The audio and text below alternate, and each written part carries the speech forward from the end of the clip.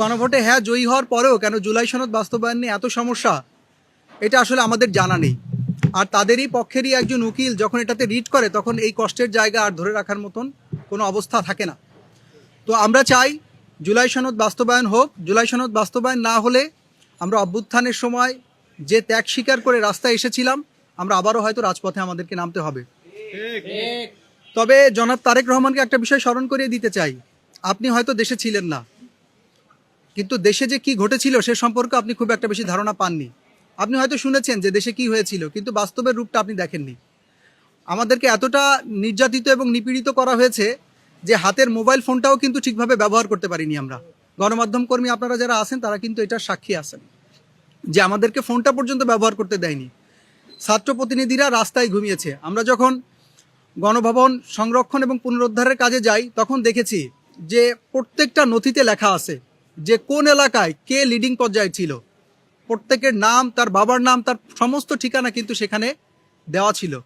তার মানে বুঝেন, যদি অভ্যুত্থানে ফ্যাসিস্ট সরকারের পতন না হতো তাহলে আমাদের কি অবস্থা হতো। তো সেই অবস্থা কাটিয়ে আজকে আমরা এখানে এসেছি। আপনারা এখন সরকার প্রধান হয়েছেন, আপনারা ভুলে যাবেন না আমাদের অবদান। আপনারা ভুলে যাবেন না যে আপনারা কি কমিটমেন্ট করেছিলেন, এবং আপনারা যারা মুজলুম ছিলেন, যারা জুলুমের শিকার হয়েছেন, তারা এই আহত জুলাই যোদ্ধা বলেন, অভ্যুত্থানে যারা অংশগ্রহণ করেছিল তাদের অবদান ভুলে যাবেন না।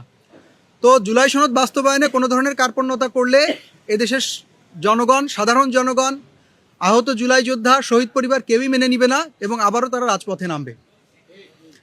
দ্বিতীয় আরেকটা বিষয়, সেটা হচ্ছে আপনারা সবাই জানেন যে শহীদ যে স্থানে গুলিবিদ্ধ হয়েছে ঠিক সেই স্থানেই আমরা স্থান নির্বাচন করে একটা স্ট্রিট মেমোরি স্ট্যাম্প তৈরি করছি, যাতে মানুষ ওই স্ট্রিট মেমোরি স্ট্যাম্পটা দেখে তাদেরকে সগর্বে মনে রাখে এবং বুঝতে পারে যে এই দেশ আসলে কিভাবে ছিল, আর এই দেশকে ফ্যাসিস্ট মুক্ত করতে এই মানুষগুলো কিভাবে তাদের জীবন দান করেছে।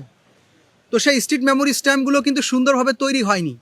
স্ট্রিট মেমোরি স্ট্যাম্প তৈরির যে মিটিং ছিল, ডক্টর ইউনূস স্যার যেভাবে বলেছিলেন, ইন্টিরিম সরকার যেভাবে ওটা বাস্তবায়ন করার কথা বলেছিলেন, সেভাবে কিন্তু কাজ হয়নি।